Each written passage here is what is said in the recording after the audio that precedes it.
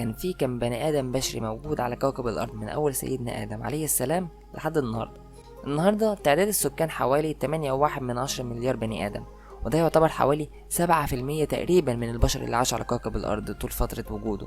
طبعا احنا مش عارفين عددهم بالظبط كام، بس بشوية أبحاث قدر العلماء ياخدوا فكرة عن عددهم، وهو إن كان في 117 مليار بني آدم اتوجدوا على كوكب الأرض. يعني كان في حوالي 109 مليار بني آدم عاشوا وماتوا. طبعا ممكن حد يسأل برضه العلماء وصلوا للرقم زي ده ازاي؟ العلماء اشتغلوا على شوية عوامل، زي مثلا البشر كانوا موجودين على كوكب الأرض من أول إمتى، ومتوسط حجم السكان في كل فترة تاريخية، واشتغلوا على معدل الولادة في كل فترة كمان، وشوية عوامل تانية. وكل العوامل دي قدر العلماء يوصلوا لعدد السكان. وطبعا الدراسات دي أدت لأن العلماء يتوقعوا عدد البشر على كوكب الأرض في السنين الجاية هيبقى كام. يعني مثلا توقعوا في سنة 2035 هنكون وصلنا ل 8.9 مليار بني آدم، وفي 2050 هنوصل ل 9.7 مليار بني آدم.